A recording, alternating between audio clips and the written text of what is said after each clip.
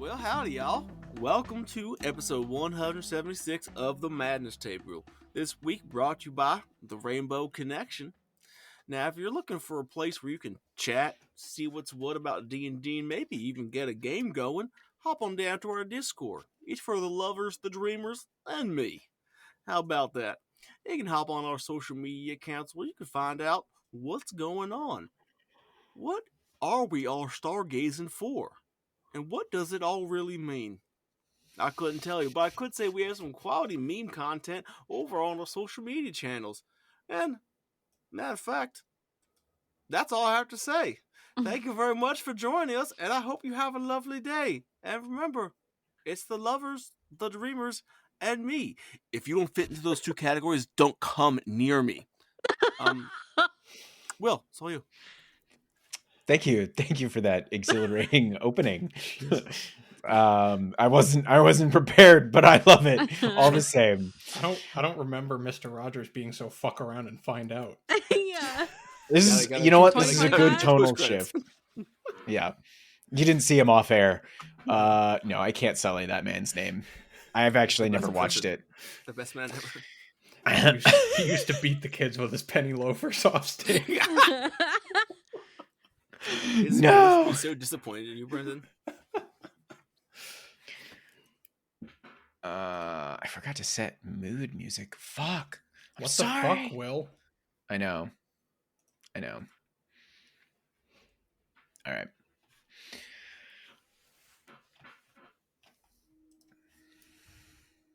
I'm going to start this with one of my little expositions. I was dead not long ago, but now here I sit as my wife seeks to rally our people and our neighbors who have come in search of safety. She's radiant. Her scales a kaleidoscope of iridescent shimmers refracting our cavern's crystalline light.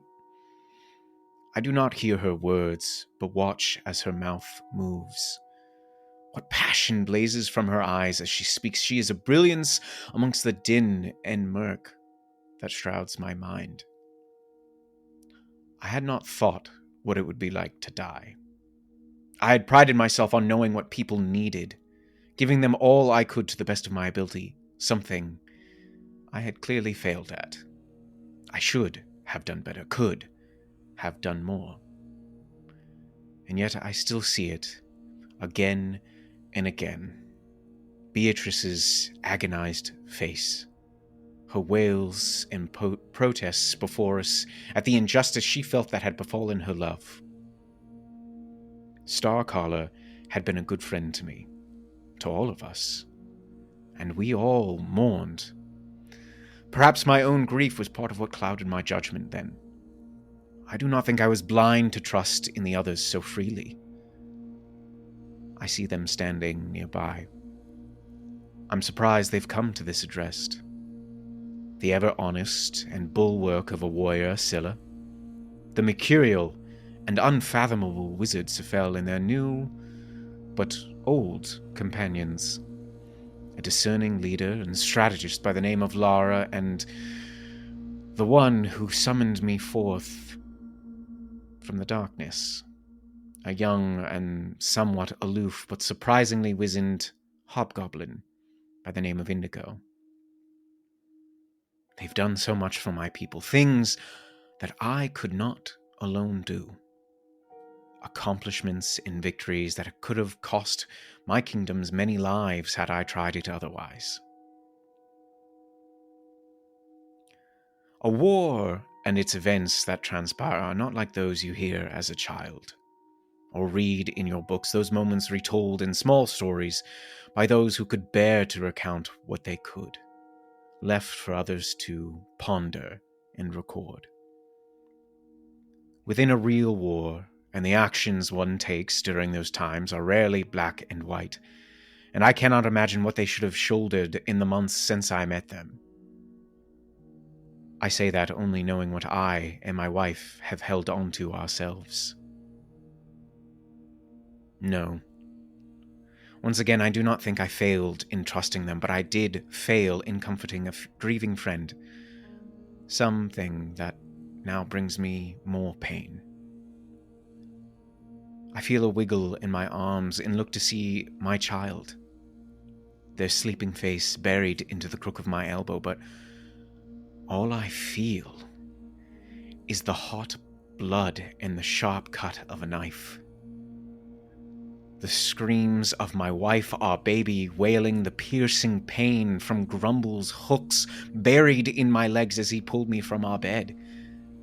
Beatrice, as she went after my love. My helplessness comes over me once again. The feeling of the leather straps pulled over me on that once-forgotten slab, long and forgotten underneath the keep. I hear Griselda's pleas, my own voice hoarse, as I pleaded with them to see reason, that I could fix whatever injustice they felt I had done against them. I flinch as I am pulled from the memories by a firm hand on my shoulder. Looking up, I see Indigo's face, and I feel my breath return to me, and the tears prickling my dry eyes as they begin to well. I shake my head as I think I cannot let this get to me. I must try to stay strong and put a good face for my people.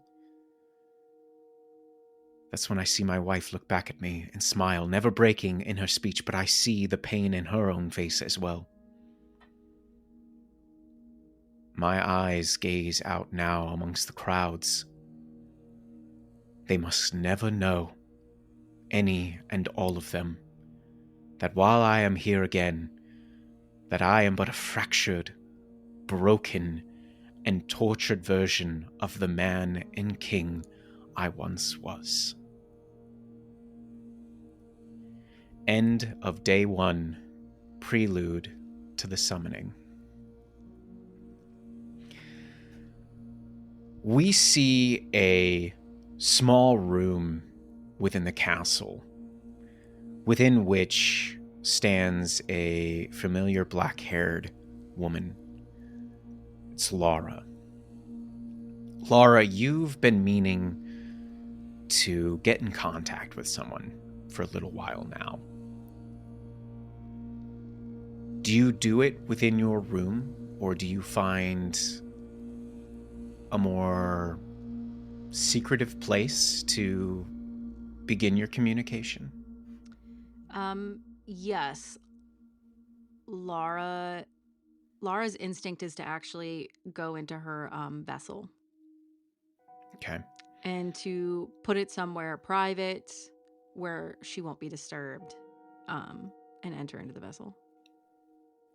I see you staying in your room, but Scylla walks to the door, and there you turn a key in a lock and you slide a large bolt into place, and you turn back, and this is quite a nice room. It's more akin to a suite, and we see a corner of the room where there's a desk and a table, or not a table, but a chair pulled out slightly, in which there is a number of papers and inkwells and quills, and your lamp sitting upon it. And you feel secure enough in your room that you could disappear for a little while. You've even told the others that you had other business to attend to. Did you ever describe what your lamp looks like, by the way? Yes, it actually, lamp is the best way to describe it because of the association with genies, but hers is actually a small clay bottle that she ties to a leather rope that she wears around her neck. That's right. It's been so long since I've heard you I know. describe it that I was like, oh my God, is this like Aladdin lamp, or am I forgetting something? It's like No, the I love it. size of like a salt shaker. Even better. Mm-hmm. So it's something almost innocuous that no one would really think otherwise of. Yeah. So I picture you go over to your desk, and how do you enter into your bottle? Do you Yeah. pull a little stopper and you disappear like smoke? How does it work? It is a a cork. Okay. And she pulls out the cork, and when she looks into it, it is just an empty bottle.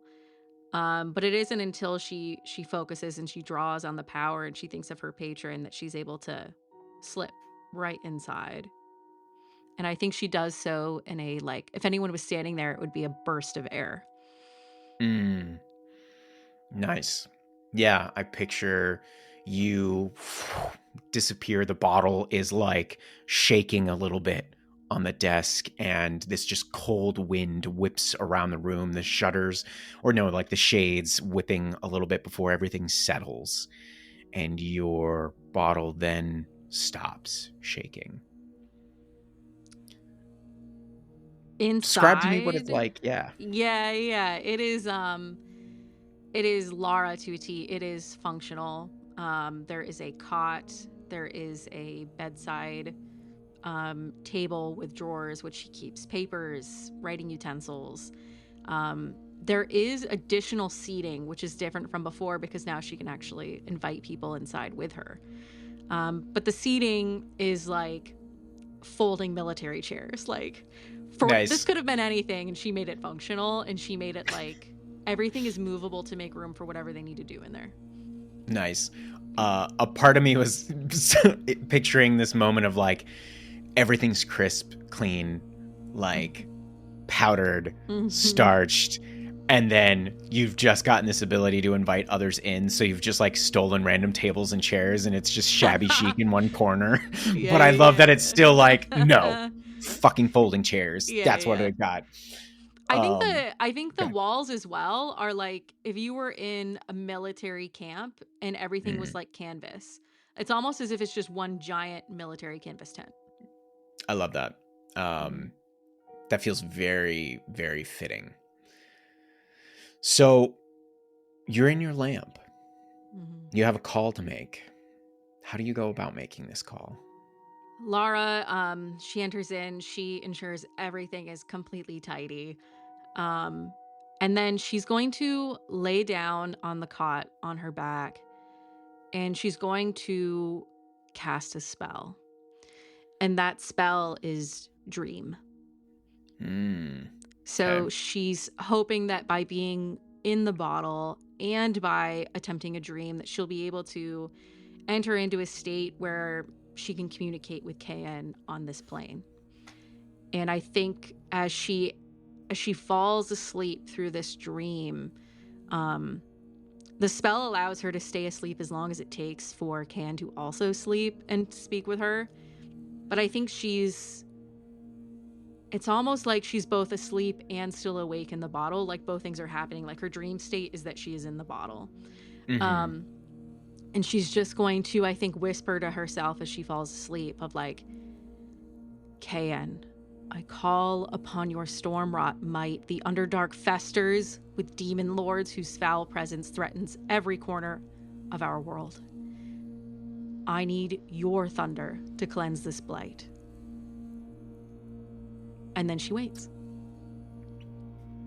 I see you uttering these words, this incantation as you drift off into sleep. And while you're not sure if you're still awake or you're still asleep, you are awoken by the feeling of cold. And you open your eyes and you can see your jacket and your cloak whipping about you as you lay on your bed. You see one of the openings to your tent is now unzipped and is blustering in the wind, and it is tearing apart the room, but you can just hear the wind howl outside and something calling to you out there. I think Lara gets up from that cot, and she's no longer wearing the like dark kind of rogue-like outfit she had kind of gotten from Gracklestug, which was very much the assassin in the shadows, like growing the ranks of the people fighting behind the scenes. Instead, she's back into what she originally wore, which were these like really loose-fitting linen pants and like that original Lara fit. And she stands and she slowly approaches the open flap and exits out. She exits out, and immediately your hair is just like blown back as you find yourself on the top of a mountainside. Far out before you, you can just see open skies and mountain tops scattered about you. Snow packs underneath your feet. And far above in this sky, you just see this swirling tempest of clouds, lightning, the boom of thunder. And it grows ever darker and seems to kind of coalesce farther down into almost this nestle within the mountain ranges before you.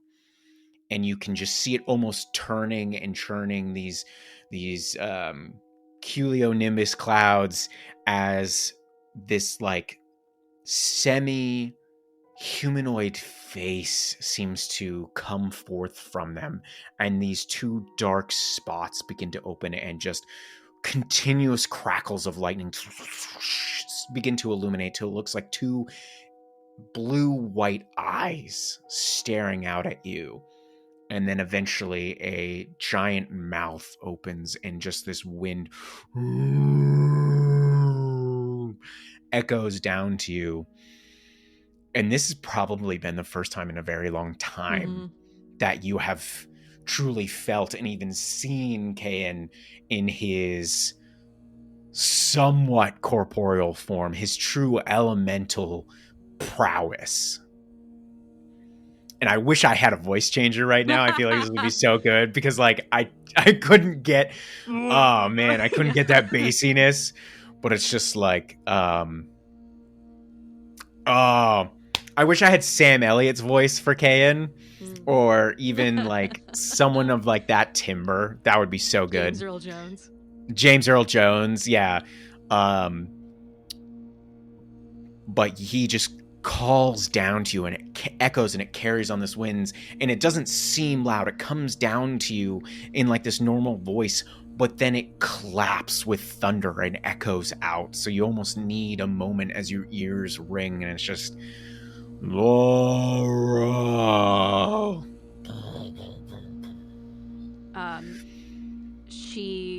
She in acknowledgement is going to drop to one knee and like a salute as the wind just like buffets her back. And she'll wait to see if he says more.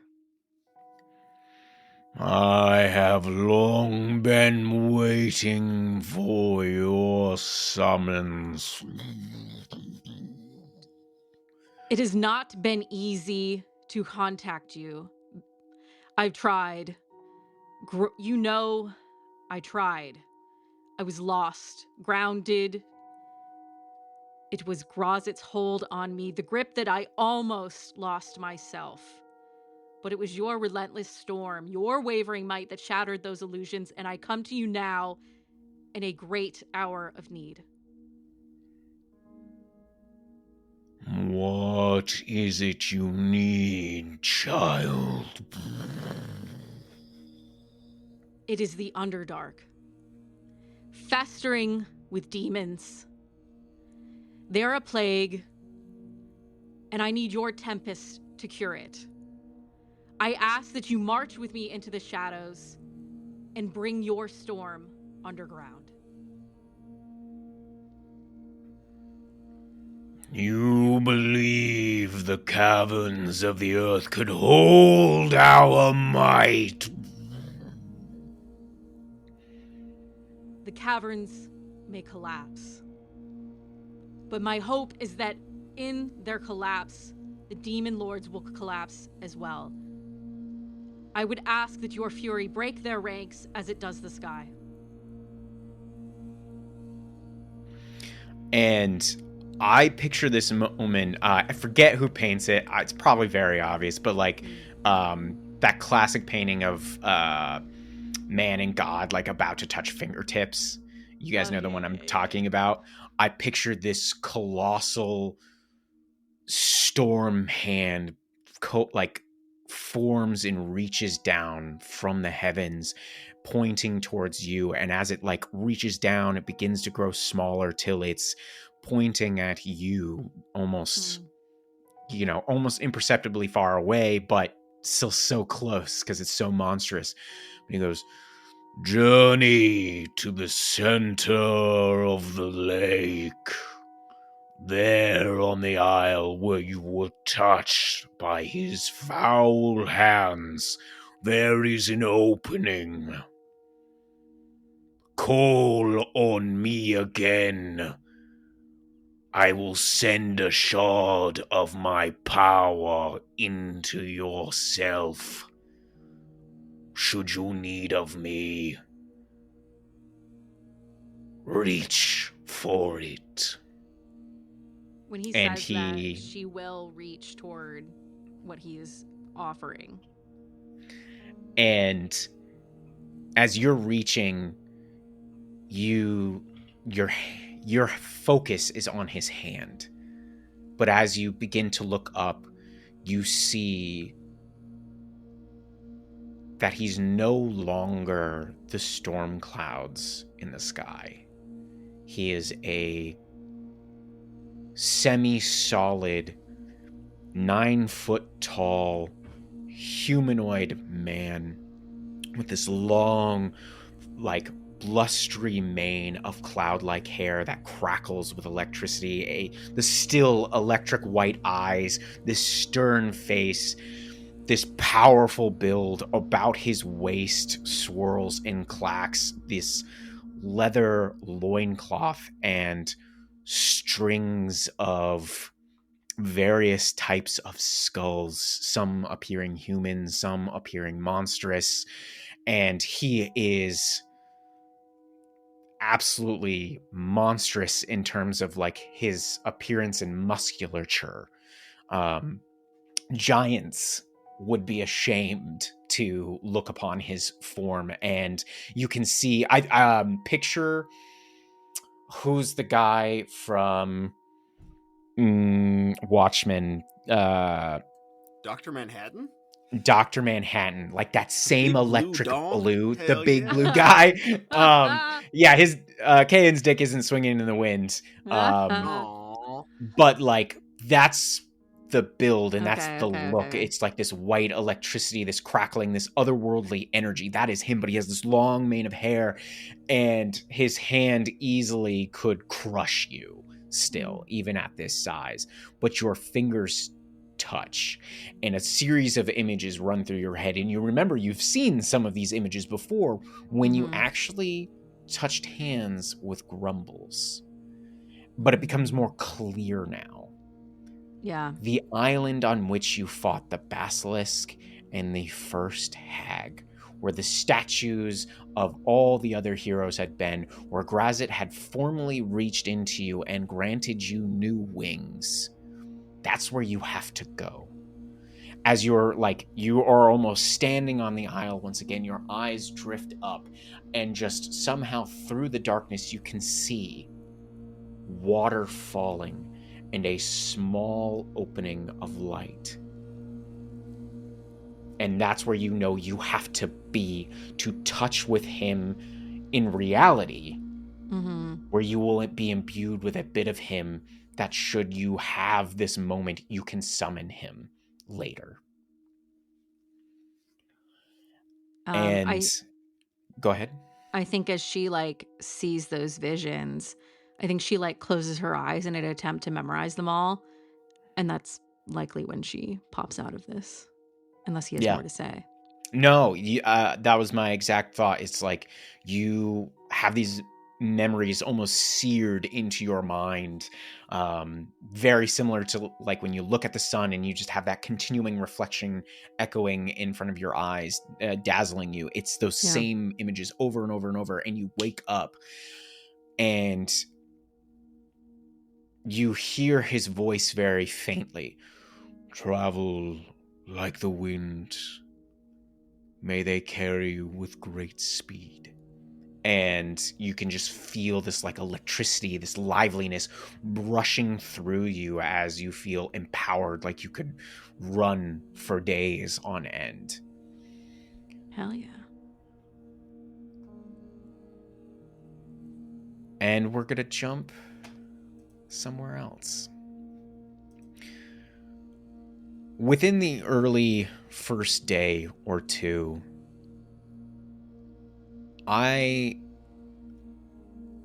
see us focusing on Scylla, as she's clearly packing and getting herself ready for her own journey. Does she look to the timepiece? Does she consider talking to Sephel? What does Scylla do before she takes off? Scylla will have had a conversation with Sephel about the pros and cons of using a teleport spell versus the timepiece. Mm-hmm. And I mean, correct me if I'm wrong, Brendan, but I think ultimately, like, Scylla would have wanted to leave Sephel with the ritual and to have taken the timepiece, because she has to have a way to get back anyway. Yeah, and the timepiece was uniquely attuned Tied. to the Naute. Yeah. I do think in those moments there's a, in that conversation, Sephel kind of takes on a little bit of that like tender worry of like talking through all of the nuances of teleportation magic and like make sure you're make sure you're thinking of your destination, make sure you're careful, do not let anything distract you. It is finicky, it is a wild beast, you will be lost. I will be certain to be thinking of all the things I love about the Dark Lake. The salt and the silt and the coral. I will have to take your word for it. Just be careful. I will be back, and we will conquer this fight. And you be careful here as well. Should anything go wrong, have Indigo do his internal message thing. I will have him do that. And Sephel's just gonna give her like a Orog punch on the shoulder, the collarbone. And she will ow, like faking that it hurt. You don't have to patronize me. It does. You don't have to. That's fine.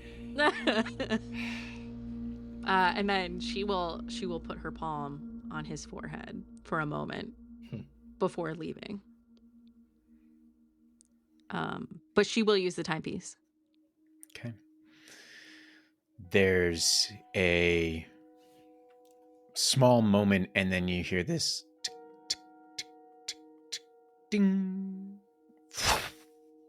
and Scylla disappears.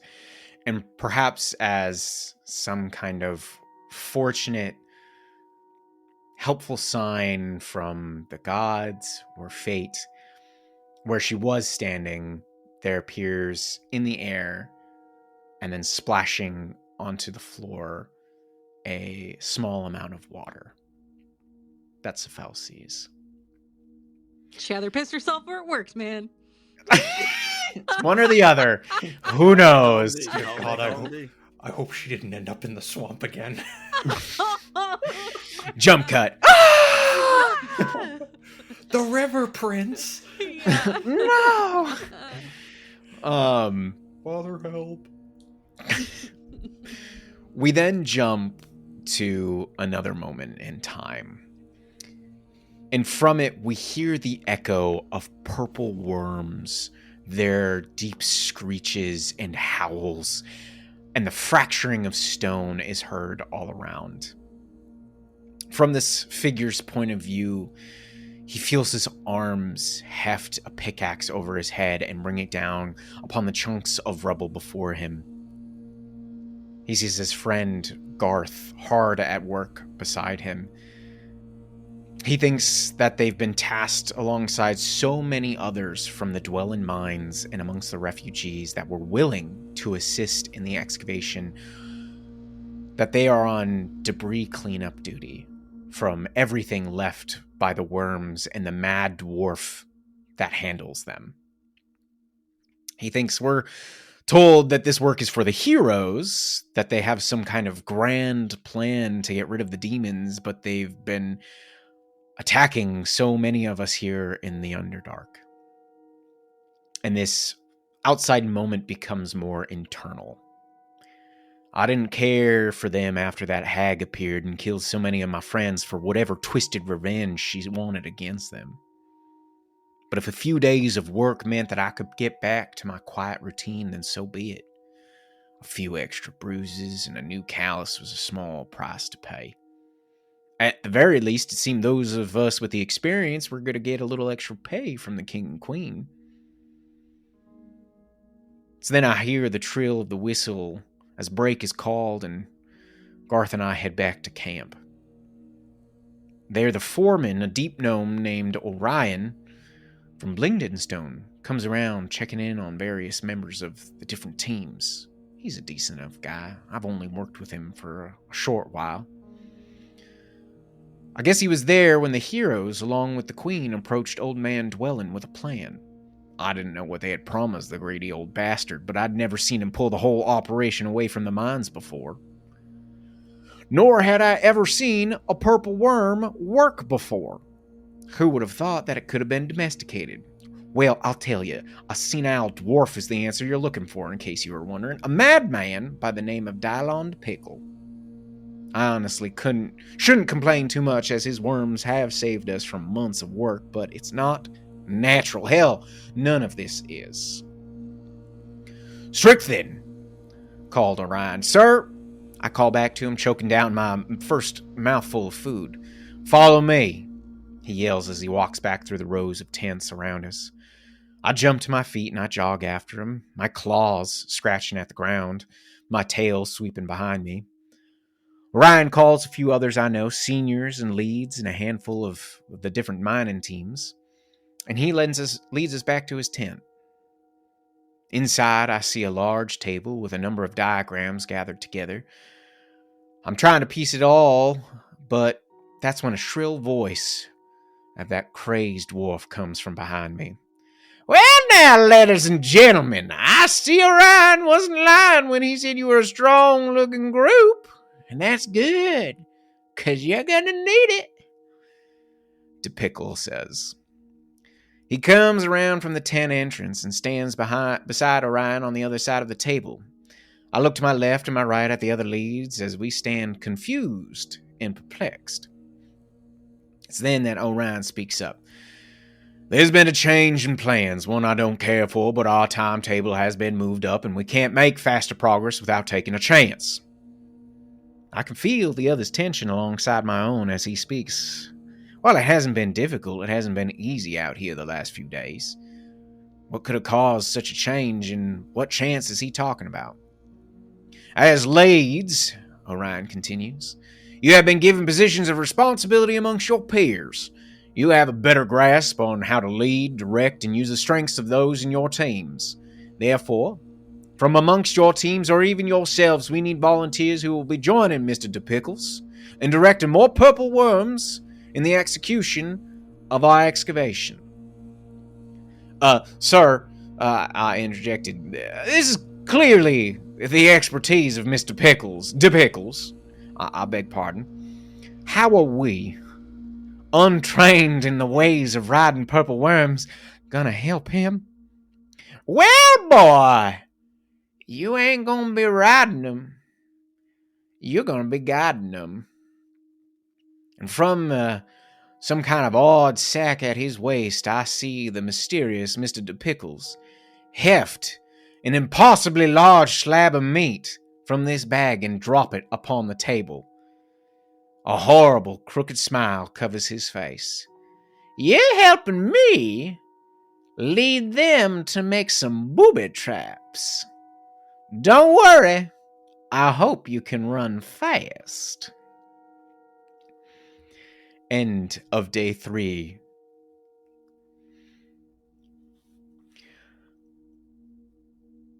Indigo and Sephel, it's a couple days in to the city's hustle and bustle of beginning to prep for what has now been announced as the end goal.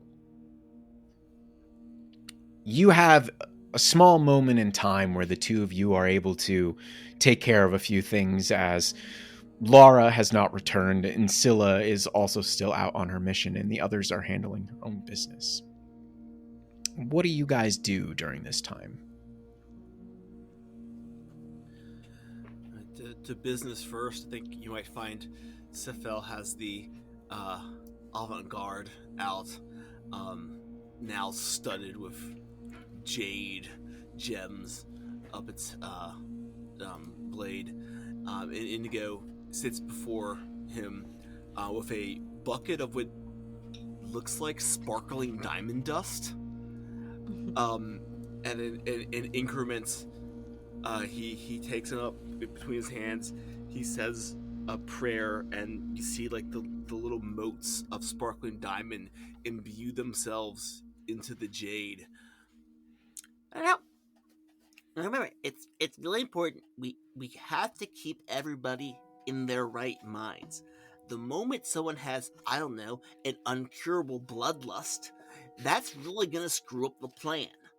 So, remember, I have the one side, you have the other. I can fly, I can get to a lot of people, but you might be in a position where you gotta, get Scylla up. She can't go feral again. She's less than pleasant as a beast. Yes, she could take me down very quickly, and that would turn badly. I really have trouble thinking of any conceivable, justly built character that would be able to withstand a full barrage. So just, keep her playing for the home team. I will keep it close, and make sure I'm ready to use it. And Sephel, what are you gonna do? What do you mean? I mean, after we win, after we banish the demons of the abyss, what are you gonna do?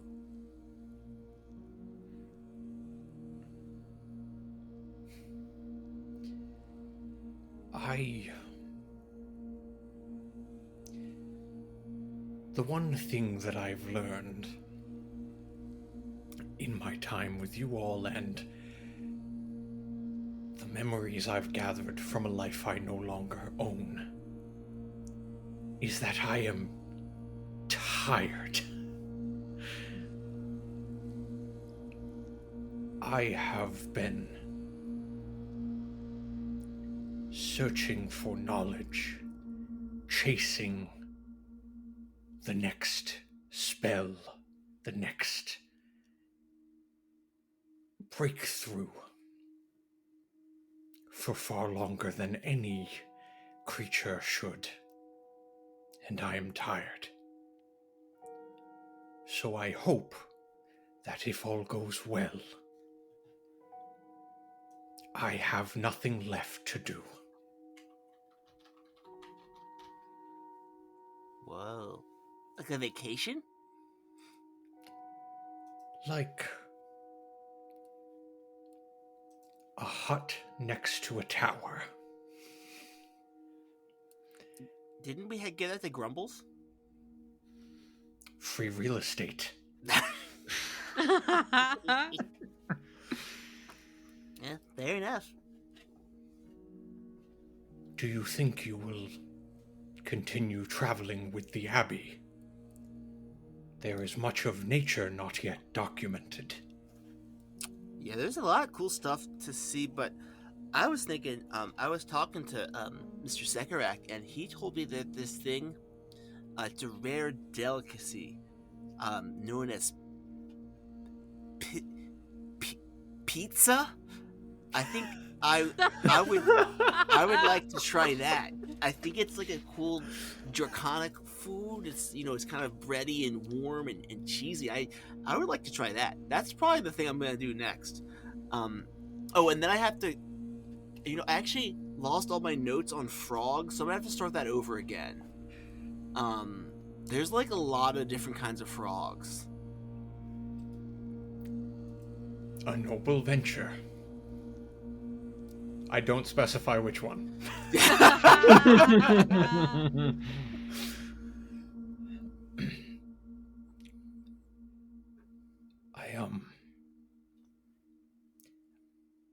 I am glad you are back. And I'm only sorry that you are back to step into greater danger than you knew before. I mean, when you get down to it, Sephel, what else am I doing? I have a chance to make a difference. I have a chance to do something that I can be proud of for the rest of my days or in my final moments. And more can we ask? Except for trying pizza. I would like to do that. What more can we ask?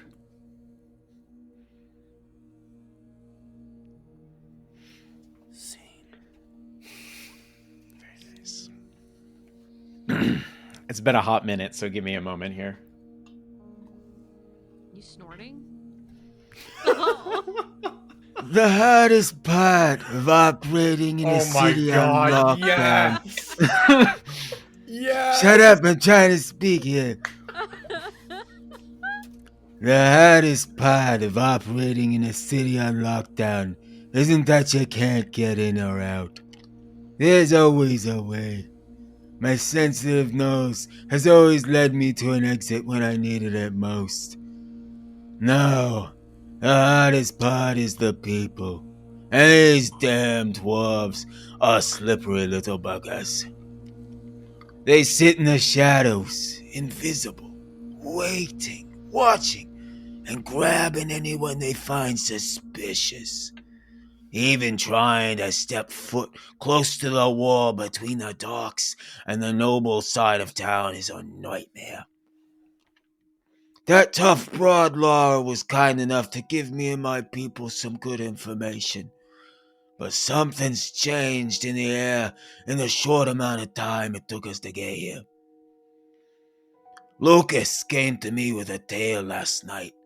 Some old woman has been causing a ruckus for the king and the military. It seems she's managed to destroy a few barracks, razed the ancient coffers, and destroyed the storehouse, giving the commoners a chance to steal all the food they could. Sounds like a woman after my own heart. However, our mission here is to help those of Lara's underground militia get out of Gracklestug onto the city of Dincairn with as little loss of life and attention as possible. But as I said before, it's taken a little bit more time and a little bit more gold.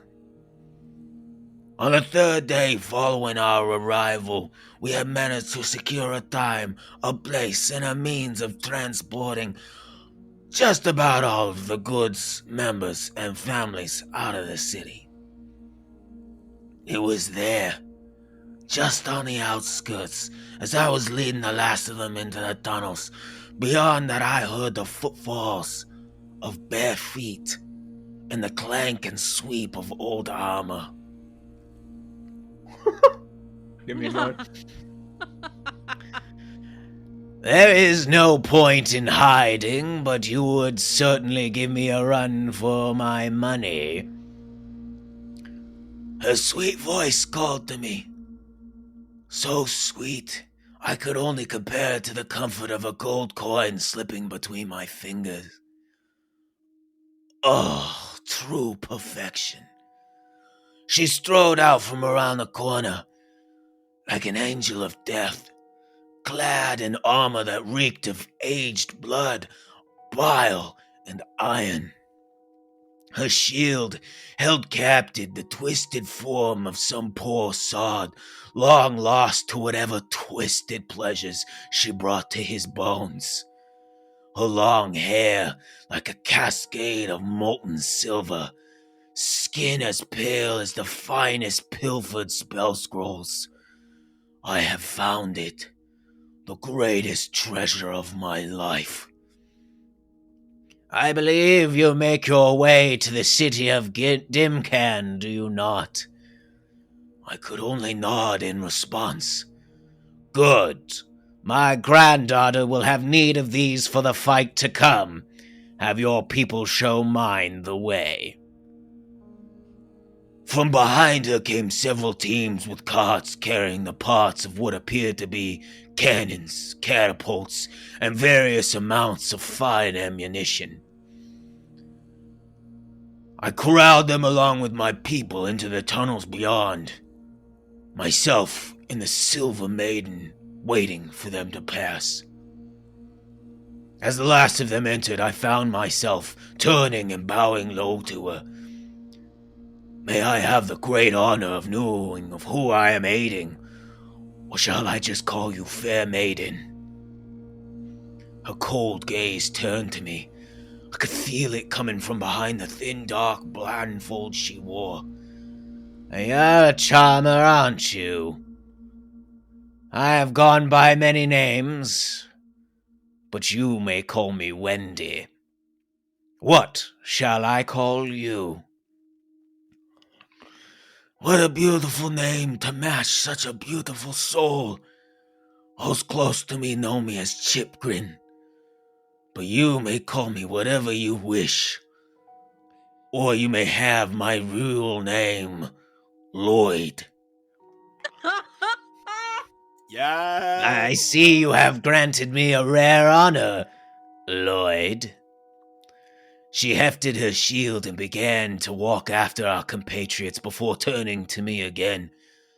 Tell me, Lloyd, are you a gambling man? Those words brought a shiver down my old spine, the type of thrill I only felt when completing the perfect crime. And now, as I was swept into the clutches of this goddess like a coin from a loose purse. End day 6 before the summoning. Hell yeah. Lloyd. Let's go. L-L-O-Y-D.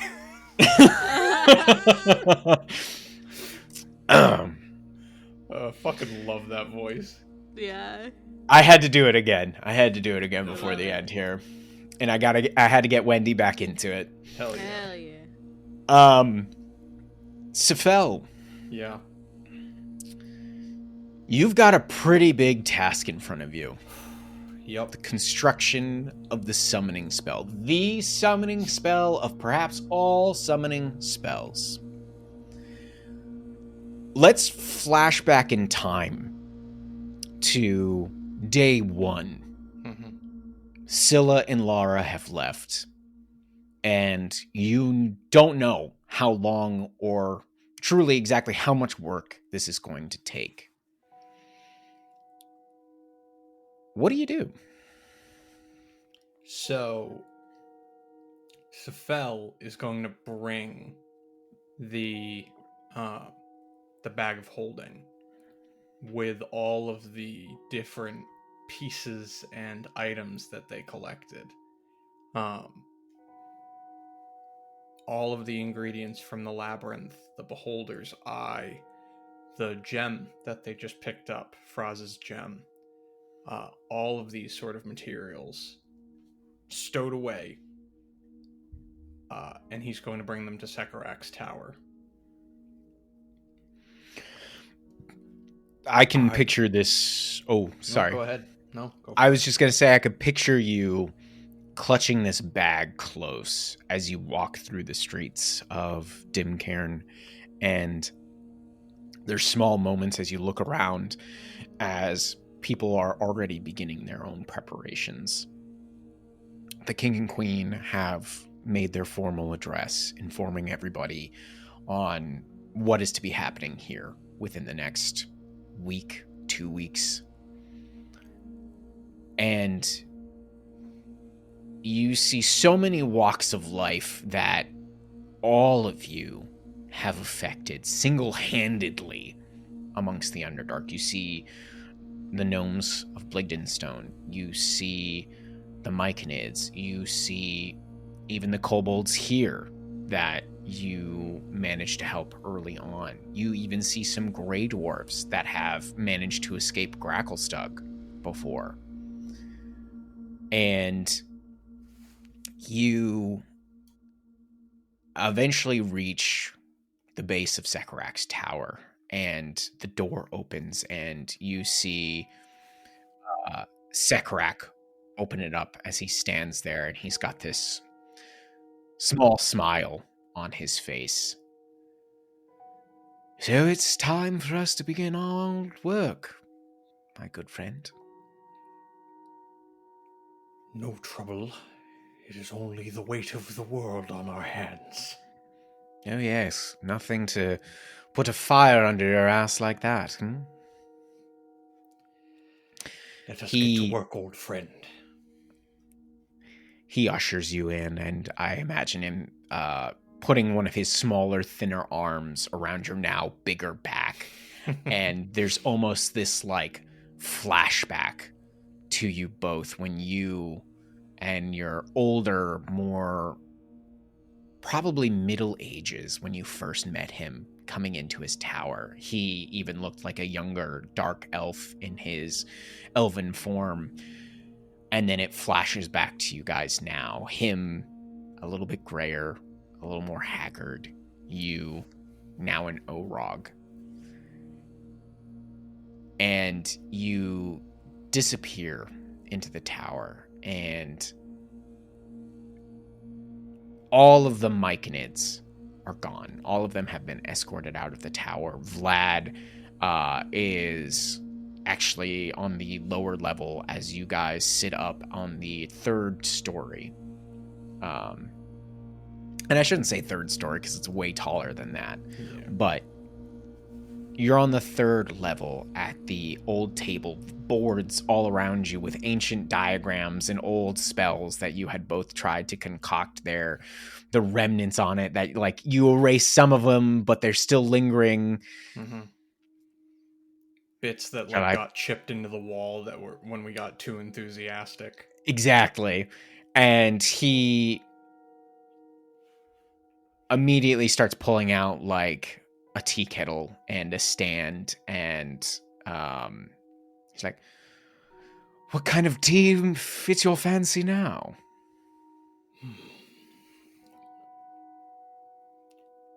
Something light, something fruity. I know just the thing. I will give the Myconids some credit. They do have a good imagination, and the herbs that they've been able to grow here, fine. You know how they would get a little out of control with my own presence, but here they are cultivators. And he flicks his finger, and from a small stand near the door, a drawer opens up, and a couple containers, little wooden boxes filled with loose leaf tea, floats over to the table and sets down, and he sets up cups, and a flame appears underneath the kettle as he begins boiling the water. And he goes, while we wait for that, we have old spells, similar ones that have conducted summonings in the past. Clearly, we have your components.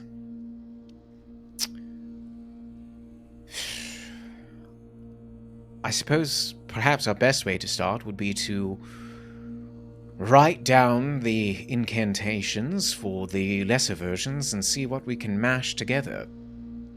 Unless you have a different thought. No, that is a good place to start. I, in my older age, am a fan of breaking apart components. Find the similar sigils, the ones that tie to the summoning itself. And then find the outliers, what makes them different, what changes the outcome. Those are the variables we need to play with, and where we can insert our own. Yes, no, that is a very good plan. And he begins pouring the water into the cups, and he takes the small metal containers now filled with the loose leaves, dropping them in to begin steeping.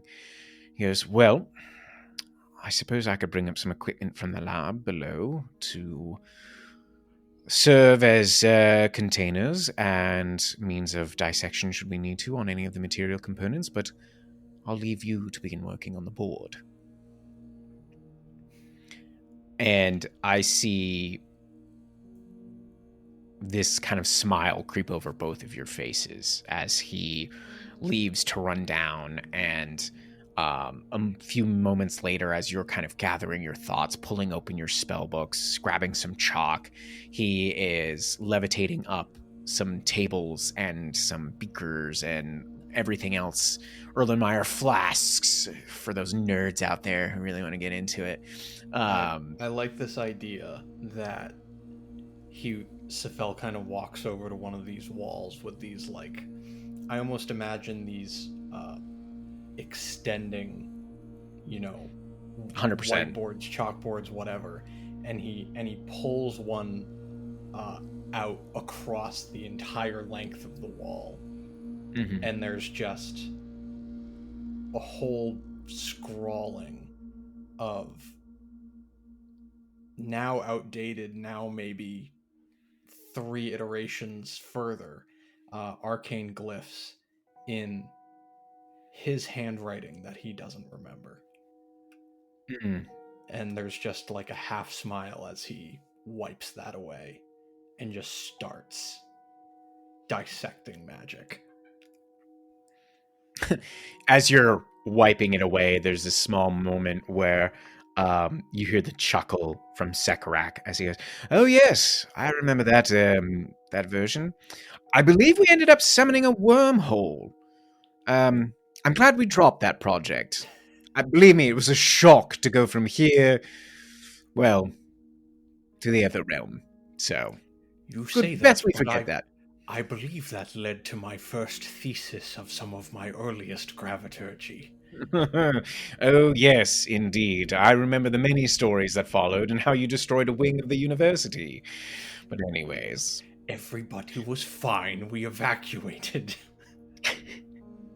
And the banter continues as you continue to write and erase and scribble, and Sekarak is pulling things from the bag of holding and putting them into various magically contained areas, and the scene fades, but continues on day after day as more and more work is there. More and more blackboards are filled up, more and more dissections and means and other items are brought in and used until the room is one gigantic mess. And there's even blackboards levitating up on the ceiling, and there's just all sorts of spider webbing happening. But even though the spell you're working on could end in catastrophe in several ways, the feeling of camaraderie and joy that you feel at once again doing one of your favorite things with one of your oldest friends, we just see so much joy on their faces. And then our scene shifts to a small office in a southern part of the city of the Kingdom of Ember. Some would recognize it as the Dusk Fort.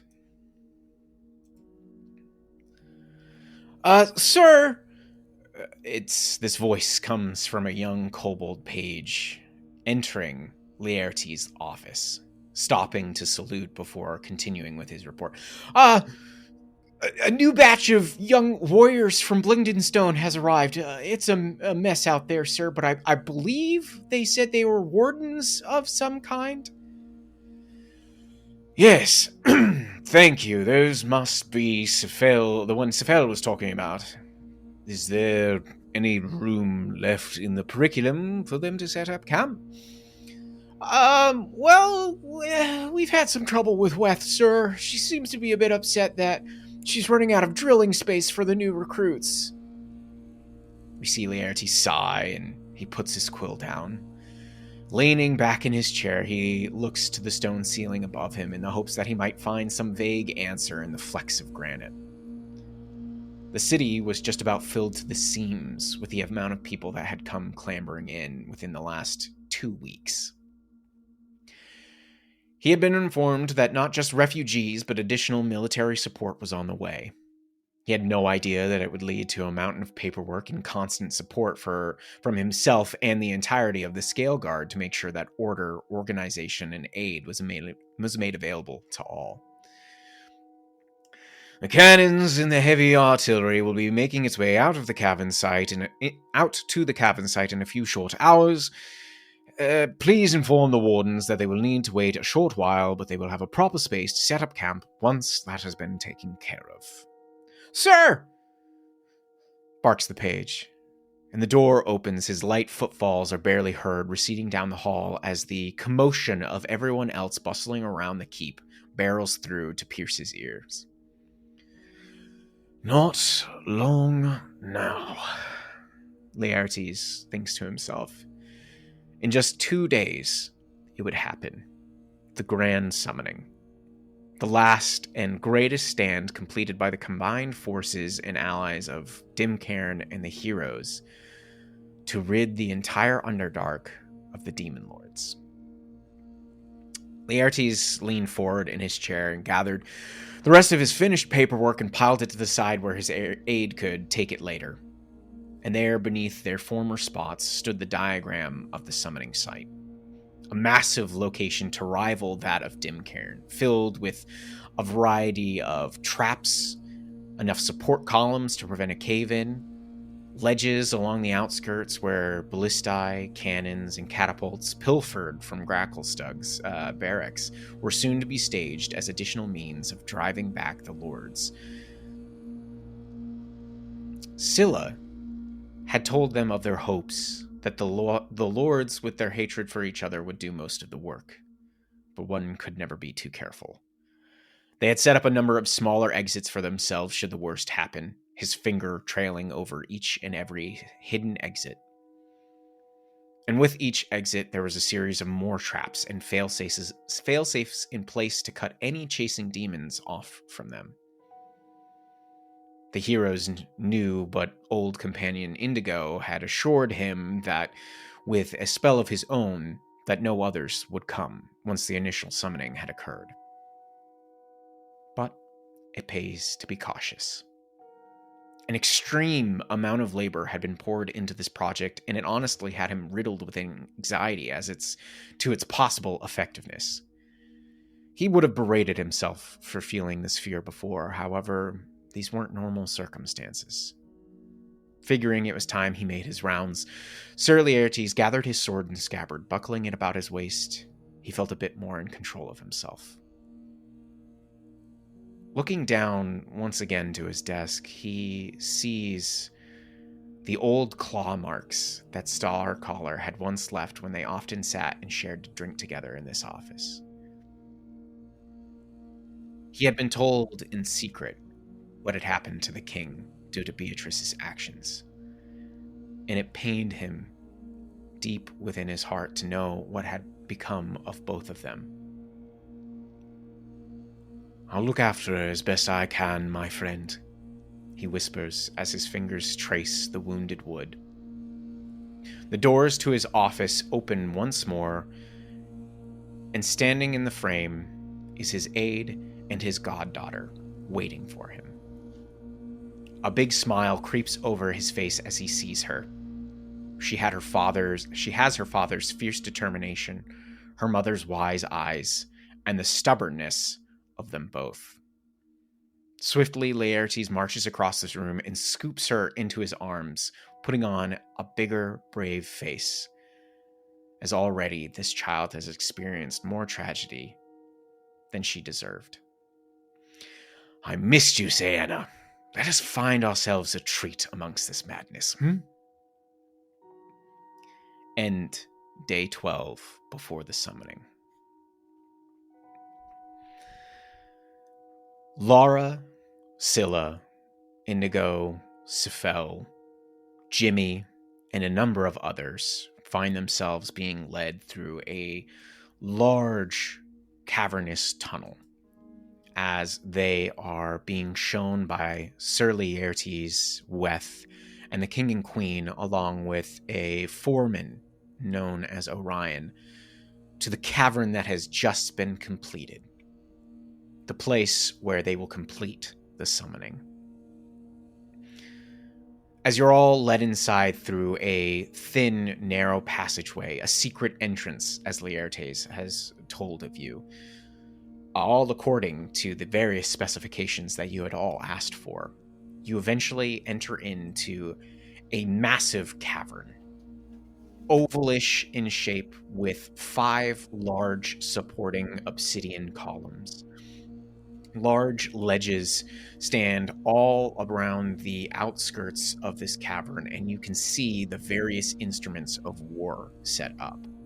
Cannons, ballista, catapults. And I'm actually going to move you guys to the map so you can see it. As you're brought in, Orion is the first one to speak. It's nothing too pretty, but I do hope we have reached the specifications that you have asked for. There is a series of light hidden holes and pitfalls within the various floors here that the demons will hopefully appear on. There are a couple of acid pits. I did try to fill some with water just in case, as some of you had stated that acid might not work on all of them. Changes can be made, but I will need to know very quickly so that we may empty out or fill in or create something new for you all. As you can see, the artillery has been placed. Do you find it to your liking? Lara is immediately commander mode, like examining the room, testing the pits. She looks to the walls.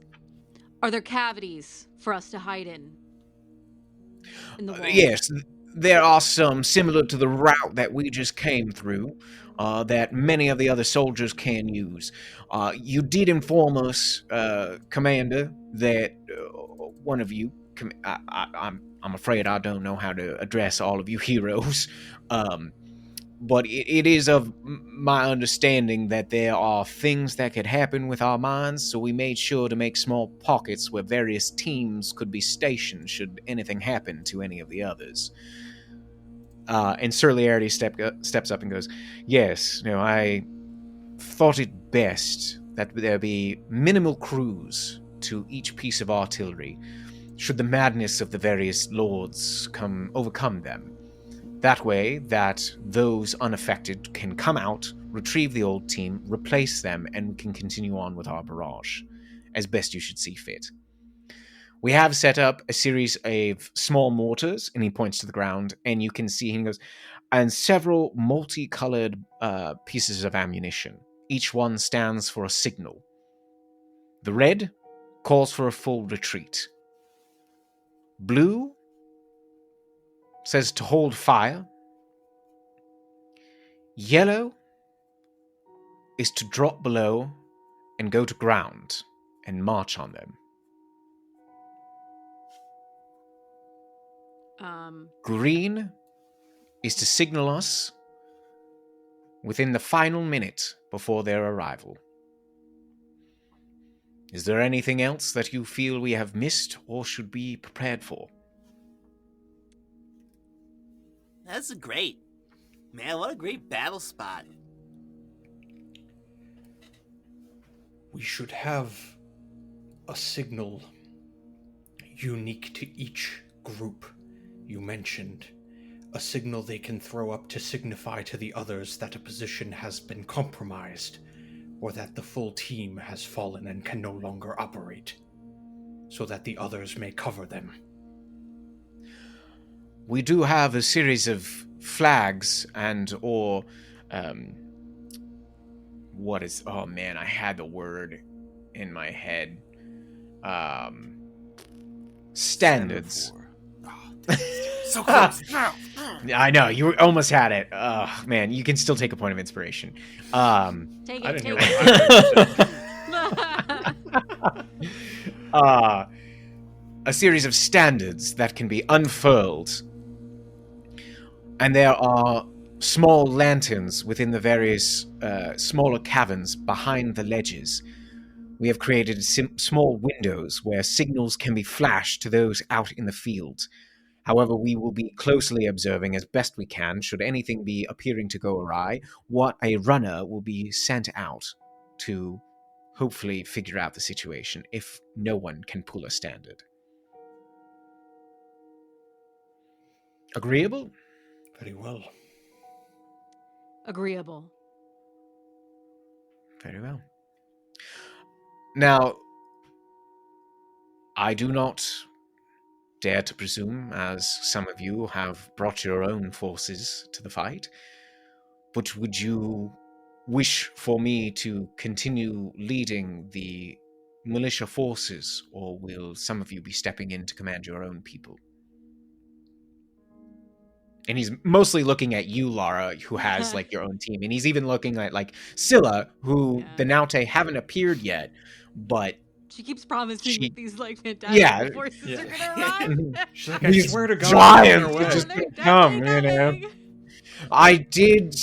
They're almost done constructing the larger tunnel. Should the Naute appear?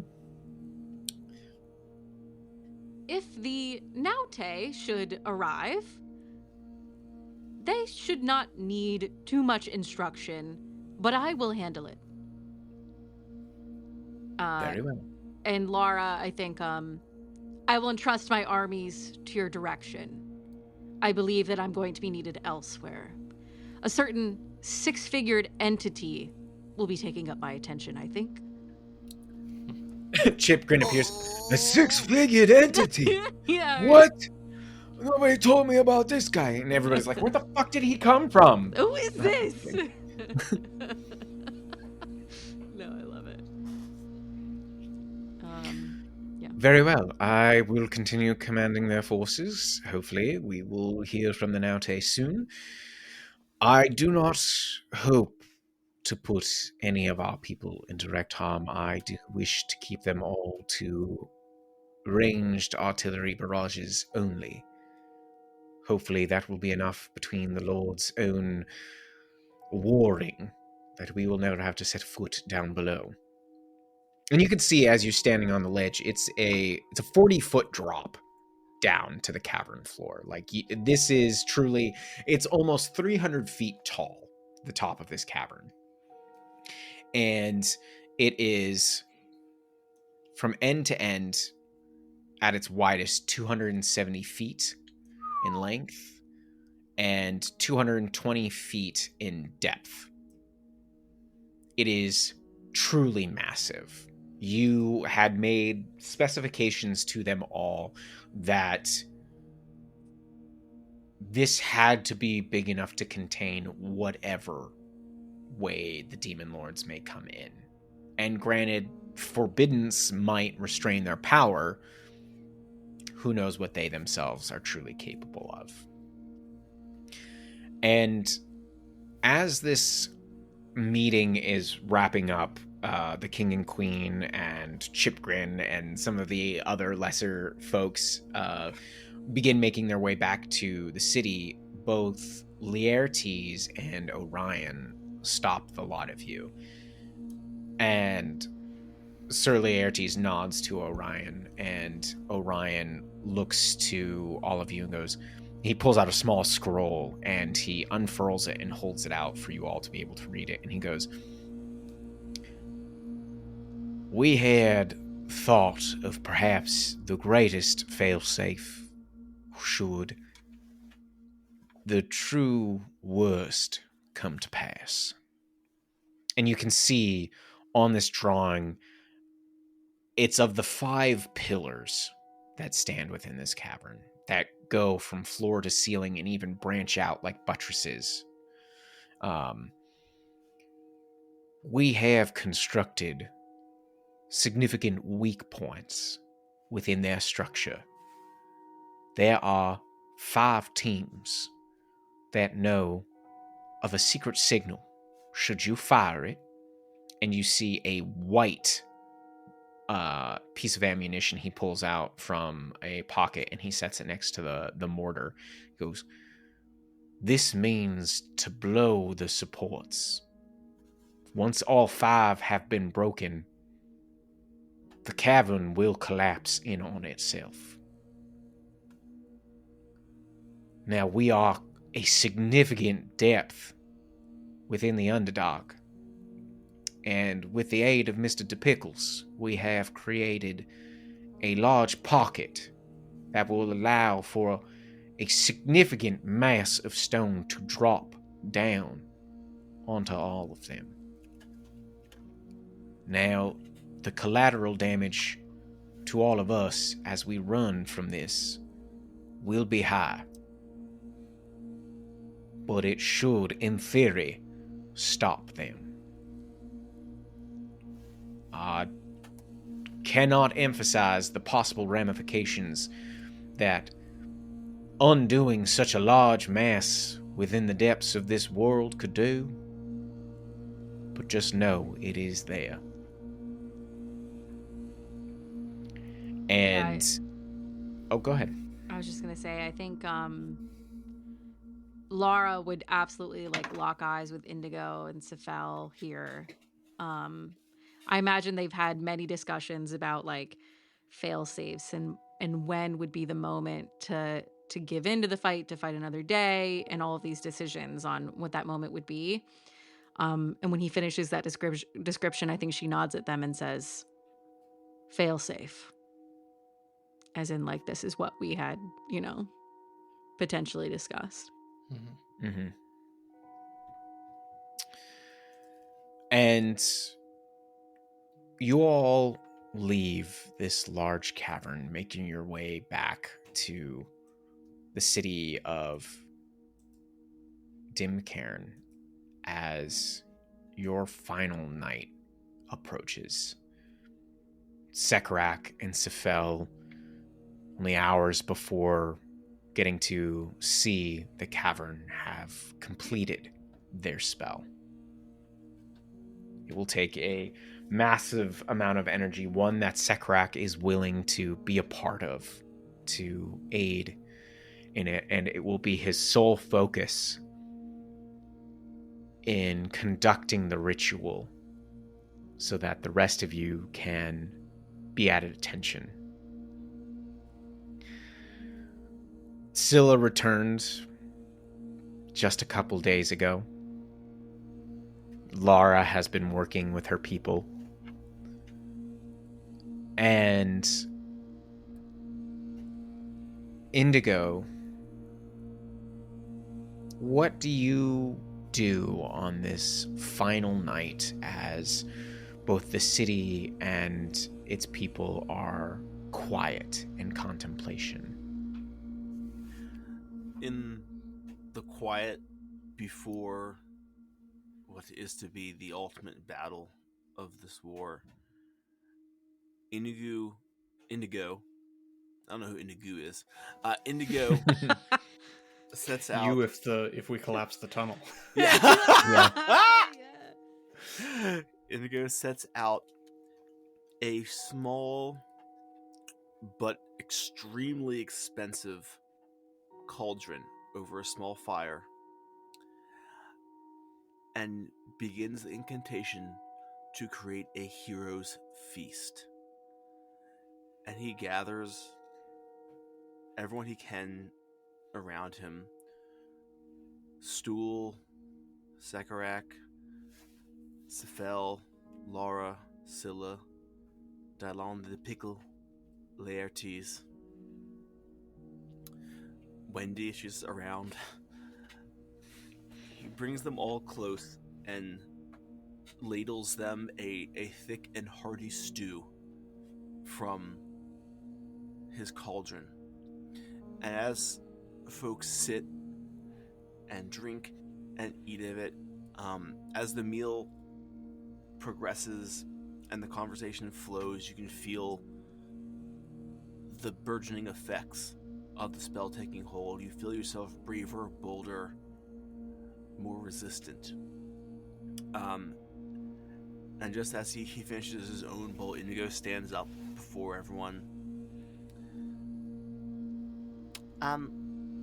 Well, tomorrow is gonna be a pretty big day. Many of us are gonna die. Many of us have actually already died. And I think we all know someone who has. But that's why we have to fight. We have to. We have to for each other. We have to stop the bleeding, the madness. Look around this room. Look around this city. This is what stands between us and pandemonium. This is what stands between everything we've ever known and some distinctly unpleasant fellows from the abyss. But with Proal as my witness, we have what we need. We are enough. And he like holds up his little like soup bowl with like the last like dregs of liquid in it as like a kind of strange impromptu toast. This is for all of you. For believing, for being ready, for being willing, and for fighting the good fight. Let's get him. Hearty cheer goes out from everybody. Cheers. Oh, Here, here. So like dumps it on her gills. Yeah. Oh no, wait, Scylla, I think you... Yeah, you know what, that's good. That's good, I like that. Nice. Oh, fuck. And I love this scene. I can see it so well. I actually see it as like this... It's actually in the still half completed construction of your home within Dimcairn. Mm-hmm. In the open air banquet hall that was being constructed for you. You can still see the open dimmed lights of the quote unquote night sky here within the city. And the fire roars and eventually grows amongst the old building materials that are no longer being used or needed as it has been done. And Jimmy has pulled out instruments and called a couple buddies that he knows, and music is filling the air, and there is dancing. We see Wendy and Chipgrin conversing in a corner.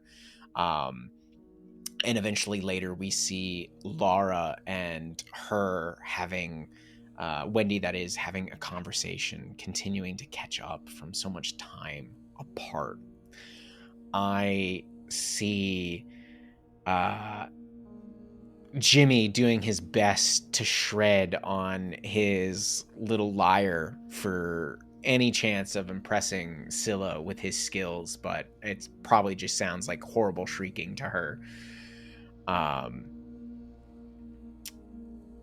I see Laertes and Sue playing with Sienna in another spot, and Scylla probably not too far behind. I see Vlad and Sekrak. Sekrak deep in conversation with Sephel. They're laughing. Vlad is trying to sneak drinks from the table. Just having a grand old time. His tail is like sneaking up and pulling away a half-drunk pint from Sekarak as he downs it behind him and quickly puts it back and then runs away to find another half-emptied one. The king and queen are looking out over the river and the rest of the city as similar fires and meals are happening amongst families and soldiers and the many others that will be involved, and the rest that will be waiting here in the hopes that everyone comes back.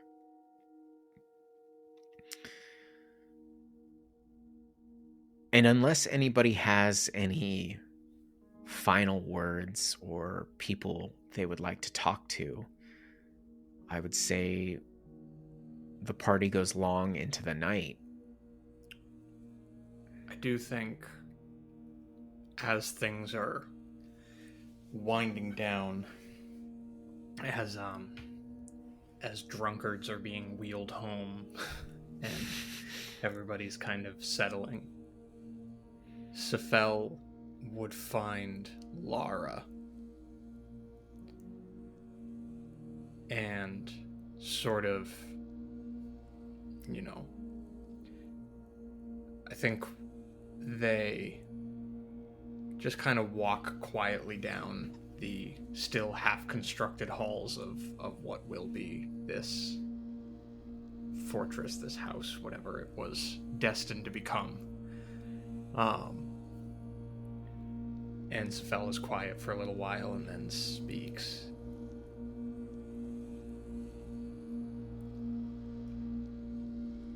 You never liked me when we were first captured. And I cannot say I blame you. But You did not like me either, Sephel. You have a tough exterior. It is one of the many things we share. But I truly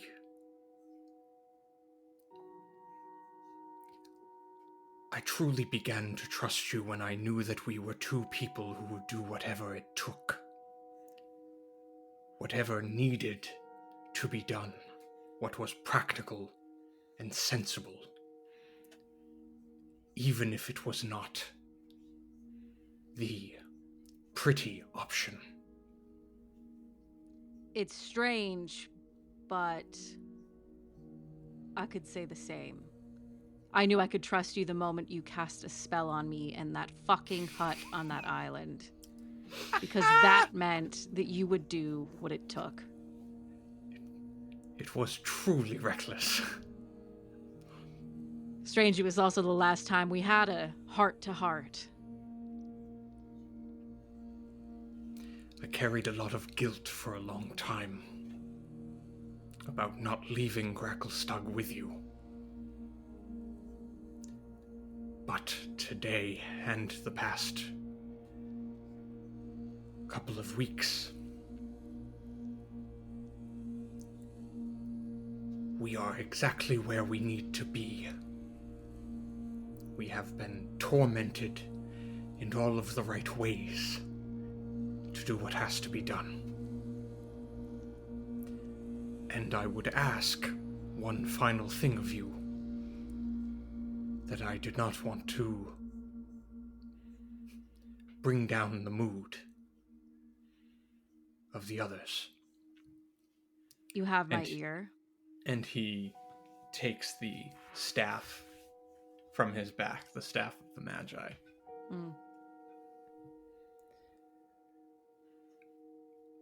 I will not be able to bring myself to use this option if it comes to it. But I could also not bring myself to bring the cavern down on all of the innocent that are helping us if there is an option to keep them alive. If the battle turns against us, if we are to lose all favor, and I am to fall, take this staff and break it, It is built with a failsafe. It will detonate. And I dare any demon to survive the damage it causes. She takes hold of the staff. Is this staff the one that also holds your... No. Okay, that's not... No. So She snaps it immediately. You bet. and to be clear, so he's going to use it. You know, he's going to have both. What he's stipulating is if he goes down and there's no way to get him up, or if things just turn that bad, to take it from him and break it. I think she'll hold it, and I think she even kind of like tests the strength of the wood a little bit. Roll a strength check. Yeah, right. Wow, it's kind of pliant. Yeah. This... Whoops. If all goes as planned, you will leave that arena that we have built with blood, sweat, and tears holding this staff. But if something should go wrong, I will not hesitate to bring down that cavern and to bury us all. And she'll hand it back to you.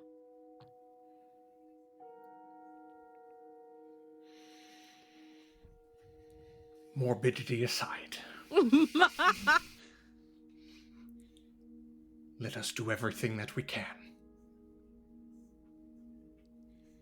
I'm not planning on dying here. I haven't planned any of my deaths. Well, if there's a situation where you're on the ground and so is Indigo, and I have to choose one of you, I'm gonna pick Indigo. You know that's cruel. Well. But absolutely the valid option. I see what you're doing there, but you're using my logic, so that's a good choice. No, it's the right call, and this is the right call. But it's all going to work out, isn't it? It will or it won't. As soon as that circle is closed, I don't think it matters anymore.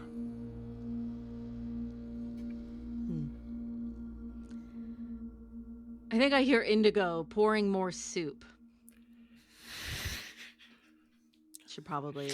Well, I got plenty of soup over here. You hear the cries of Jimmy. Please, no more. I can't. No, stop eating. You're gonna need your strength tomorrow, Jimmy. I love the idea that Indigo is like Italian grandmother. Yeah. Like, what the hell am I gonna do with all these leftovers? You're too skinny. Come over here. You only ate the 2 plates. What am I gonna do with the rest? Yeah. But I think there is like a sense of camaraderie when Lara like puts her hand on Sephel's back as they walk back to the group. Slips too low, so Sephel corrects it and picks it back up again. Yeah. No, I'm just kidding. Hey, those O-Rock buns, man. Yeah, surprisingly firm. Yeah. Is there anybody else that talks together that night? Could be anybody. I think the only other thing was, I know we had talked about this off. Sephel and Sekarak, or Sephel wanted to ask Sekarak about certain protections against, like, mental effects, psychic, that kind of thing. I think as the party winds down, Sekarak comes to you, and you guys had found some, like a new spell scroll and a couple of other things when you had taken down Beatrice, and whatnot, and you've been working nonstop with Sekrak, but I think he comes to you and he goes, I did manage to find just a little something for you. And from his pocket, he pulls out a small scroll and gives it to you. He goes, I think it's just the thing you were looking for. Found it deep within the ancient stores of my various collections. And you are able to open it without activating it, but it is the psychic protection spell that you were looking into for a one-time use. Okay. And I imagine you guys go off and to continue to chatter. There are some people that have left the party already, saying goodbyes and see you in the mornings.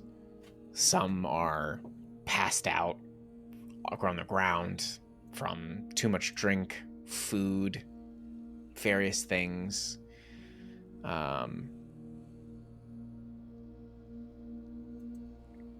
But then the night fades. And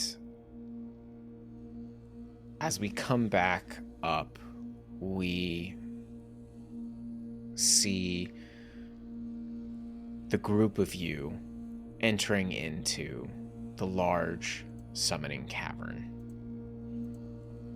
There are soldiers and militia members moving all about the ledges, setting themselves up, priming cannons, prepping catapults, loading ballistae, and Sekrak is there putting together the final touches of the summoning circle and getting himself prepared to begin reciting.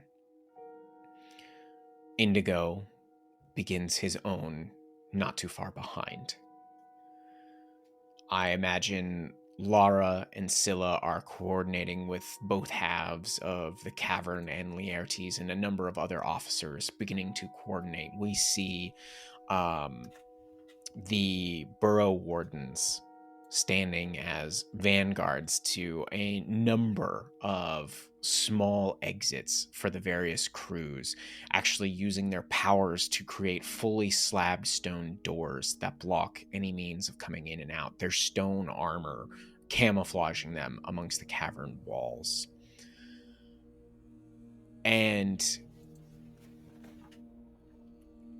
in a flashback of a moment we see in the early hours outside the city of Dimcairn and outside of the Gate Castle, Scylla meeting with 3 Naute who have made the very long journey from the Deep Lake, managing to get by the various assaults and demons of both Demogorgon and Dagon. They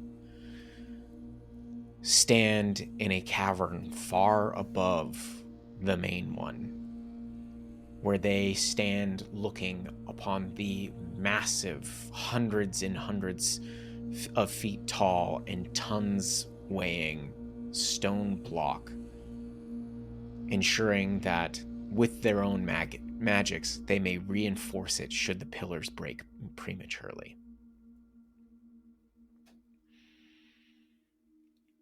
We see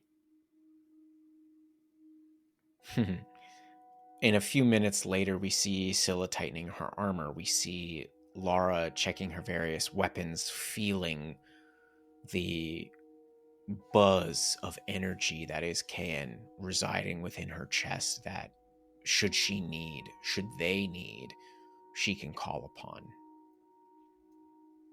I see Sephel checking his belt for various spell scrolls, the couple of potions on one side and within quick grasp. All of you are beginning to do that. Indigo ready to finish his incantation, but making sure his weapons and his own books and his holy symbol are all nearby. Jimmy stands not too far away. Even though you had assured him that things were fine, he stands with his mithril breastplate and skillet, ready, armed. A various amount of items are strapped to him. We see Sue setting up a couple of barrels in which just piles of potions sit and wait. She goes and she hugs Scylla. A knowing look shared between them, knowing that this isn't going to be the last time. Stool goes and stands a little ways behind Indigo, comforting him with his spores, bringing a sense of calm perhaps to all of you. And it grows quiet, all except for the chanting of Sekrak as he begins to recite the final lines of the summoning ritual. The torches and the lights from the crystals that emanate within this cavern suddenly begin to dim as a almost unnatural darkness seeps in from all corners. Indigo, you see with a quick flick of his hand, Sekrak signals you to continue chanting as he is about to finish his final line. And a glow begins to emanate from the middle of the chamber, where it grows and swirls and then splits into 6 individual lights that spread out, some larger than others. But they continue to grow and to morph, and finally there is this thunderous clap.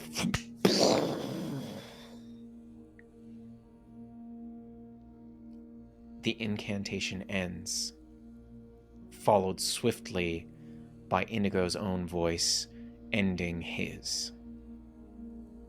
And there's silence. And then roars echo out. And we'll see you guys next time.